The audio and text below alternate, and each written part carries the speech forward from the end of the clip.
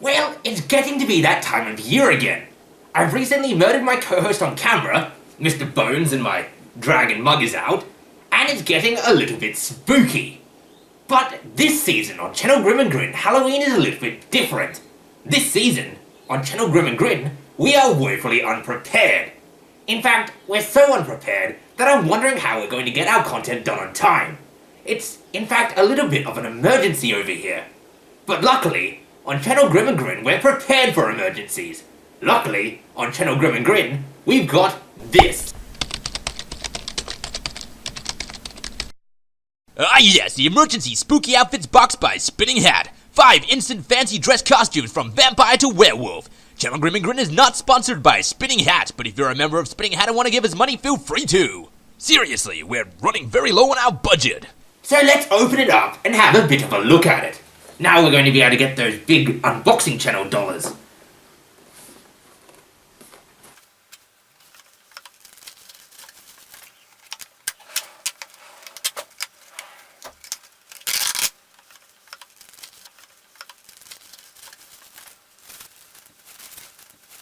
Well, it appears the emergency costume I've gotten from the emergency costume supply box is that of a vampire, which is fantastically irrelevant for the film we're going to be reviewing today. So, without any further ado, welcome to SciFi MineShaft. Cue title card. The reason we've chosen to review this film for Halloween is because Zontar the Thing from Venus is a 1966 sci-fi horror film. The reason we've chosen to review it for SciFi MineShaft is because Zontar the Thing from Venus is a spectacular train wreck. Well, perhaps I spoke too soon. A spectacular train wreck would be one of those high-speed train wrecks where you watch and wonder as a giant metal beast comes off of the rails and train carts go everywhere and it's all very exciting and horrifying. However, this film is more like a kind of train wreck where it comes to a slow stop and then falls on its side and then you're informed the engine is damaged. What I'm trying to get at with this here very convoluted metaphor is that a spectacular train wreck would be far more interesting to watch than Zontar the Thing from Venus. This is mainly because, for all the terrible things a train wreck is, one of them is most certainly not slow-paced, and Zontar the Thing from Venus is slow-paced. So slow-paced, in fact, that almost the entire film can be summed up with a simple description of one character is arguing with another character. From the get-go, we have a scene where the crazy scientist is arguing with the sane scientist, then later on a scene where the crazy scientist is arguing with his wife, and then more crazy scientists arguing with sane scientists arguing with people that are possessed, and crazy scientists arguing with Zontar. And these are not short arguments either. Some of them go for minutes, which feel like hours, and most of them are filled with unintelligent scientific babble or simply domestic arguments. Whereas a good sci-fi film will make you feel like you've been transported into another world, Zontar the Thing from Venus just makes you feel like you're at your friend's house while their parents are arguing in front of you.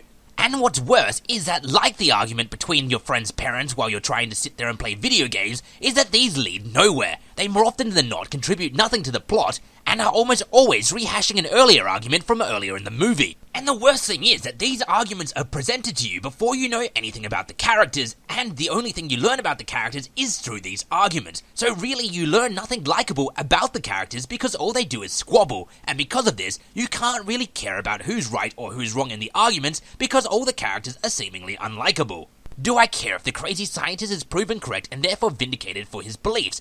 No, I don't. At this point, I've not even bothered to learn his name because he's had no character development. Do I care if the wife leaves him? No, because I have nothing invested in this relationship. They have given us, the viewer, nothing to work with, and yet expect us to care about their characters. However, between these constant insufferable scenes of domestic dispute, we have ourselves more talking. Although, once more, I think I'm probably overstating the fact because talking implies dialogue, and what's happening here is actually two characters looking at each other and spouting some of the most heavy-handed exposition I've ever heard. Seriously, just listen to this. You know, it's strange. After all this time and money and work, the laser satellite is finally ready to go. Really? Is the laser satellite finally ready to go after all of this time and work? I'm glad that you told these scientists who have obviously been working on it alongside you this. This is not how you're supposed to do world building. Also, I love it how he turns away from the characters he's talking to and looks directly at the camera to say this. Is this supposed to be a soliloquy? I'm honestly not sure. It feels almost like they watched The Twilight Zone and didn't realize that Rod Serling appearing at the start of the episode and giving you a bit of exposition isn't actually a character within the episode. All of the dialogue throughout the entire film feels so unnatural that I think probably the writers of this movie, not Zontar, are the real aliens here. This is not how humans talk. But whatever. Speaking of talking, let's see if we can talk about what the storyline here is if I can figure it out. Firstly, the not crazy scientist launches a satellite into space while the crazy scientist warns him about vague problems that could incur. We are then jumped to 3 months later where the crazy scientist and the sane scientist and their wives are having dinner, and the crazy scientist reveals to the sane scientist that he thinks he's been hearing voices from Venus through a radio telecommunications device. There it is. Do you have any idea what it is? What you're actually hearing? An Imperial probe droid. The sane scientist and the crazy scientist's wife both don't believe him, which is what causes much of the domestic dispute, but the crazy scientist believes that he's speaking to a creature called Zontar. Zontar, the thing from Venus, who is apparently like Q from Star Trek, wants humans to stay on Earth until they further develop, for reasons not explained. Or at least that's what Zontar tells the crazy scientist. Zontar's plans change later on, but it's not actually ever clear if he was deceiving the crazy scientist or if the writers just forgot what the movie was about halfway through. The latter choice seems more likely. Zontar then chooses to come to Earth in the most convoluted way possible. Satellite. Simply vanished. Wait. Look here, Kurt. It's back. It's just reappeared. The data link is operating. It's just as if it were never gone. It's right on orbit, functioning perfectly. Tell her we're bringing the satellite down for a full examination. Fourth cycle entering atmosphere. Too fast. General, it's eerie. It's not acting on our control signals. We just lost all contact. He's here, darling. Zontar landed the satellite in a cave. They couldn't even track him. So let me get this straight. Zontar's method to get to Earth was to take a satellite orbiting around Earth to Venus, then board the satellite, put it back into Earth's orbit, wait for them to call it back down, and then while it's being called down, escape from it being called down and hide it in a cave. If Zontar had the ability to redirect a satellite from Earth's orbit to Venus, why then did he have to wait for them to call it back down to Earth before escaping? They had already lost track of it when Zontar took it away from Earth's orbit to Venus, so why didn't he just fly it straight from Venus to the bloody cave? Once Zontar arrives on Earth, there's a giant power failure and everyone loses energy, which obviously means that either an alien has arrived or this is set in South Australia. We then have some crazy over-the-top scenes of panic, a lot more arguments, and a lot more exposition, and nothing much important happens for the next 40 minutes. Because the power is now out, people start believing that the crazy scientist is right in all of his beliefs because apparently this is the first time the town's ever experienced a power failure. Whatever. It's also revealed that Zontar wants to take over the world through mind control, which the crazy scientist is completely on board with. Which is why I mentioned earlier it's unclear whether Zontar's plans changed or if the writers just forgot what they were doing, because it's never mentioned that this was not his original plan and the crazy scientist just goes along with it as if nothing's changed. Although, admittedly, during this 40 minutes of terribleness, we do get one redeeming quality. Ever since The Lobster Man from Mars, which heavily parodies this movie, made perfect fun of it, I've always been a fan of the ridiculousness of space bats.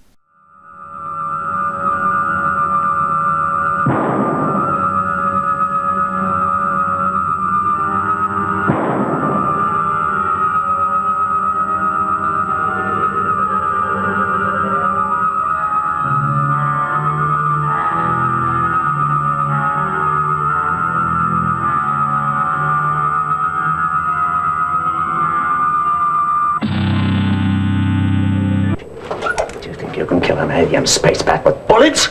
Huh. Zontar uses the space bats to possess people around town, planning eventually to possess everyone in the world, freeing them from their own divisive wills and allowing the world to be in harmony. But considering we're told just how slowly Zontar produces these space bats... I see.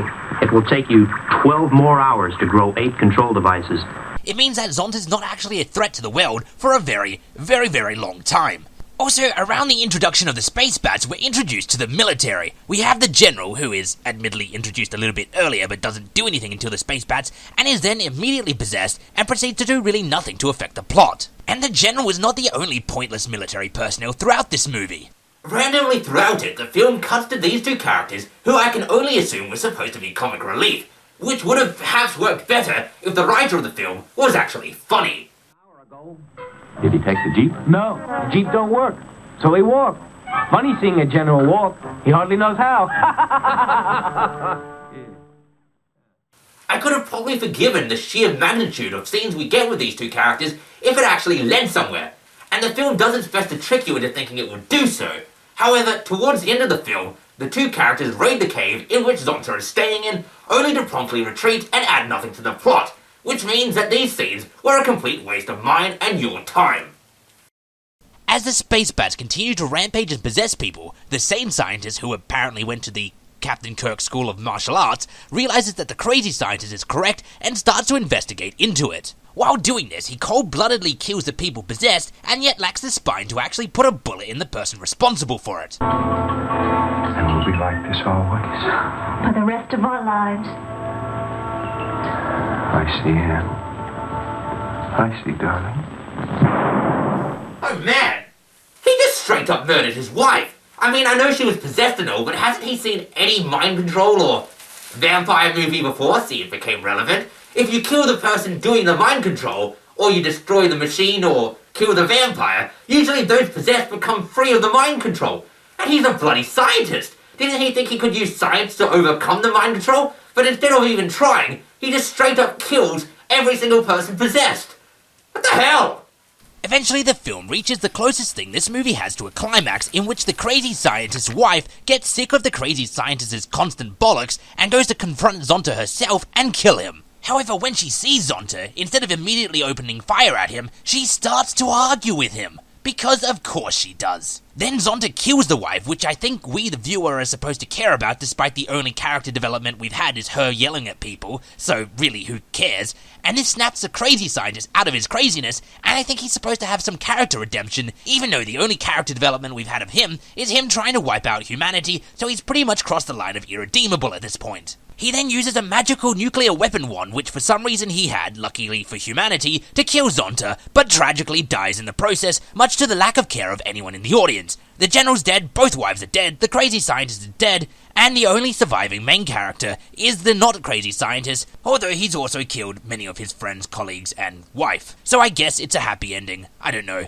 Maybe the two comic relief guys survived, I wasn't really paying attention. And there you have it, Zontar the Thing from Venus. If you want to watch a good sci-fi horror film this Halloween, I suggest you look at Alien. If you want to watch a terrible sci-fi horror film with constant uncomfortable arguments, forced exposition, and many scenes where a guy is talking to a radio holding up both conversations as if he's talking to Lassie, then I suggest you watch Zontar the Thing from Venus. Thanks for watching. I have been and still am Grim Grindle, who is currently a vampire. For more Halloween content throughout the month of October, subscribe to channel Grim and Grin. For more non-Halloween content, not during October, subscribe to channel Grim and Grin.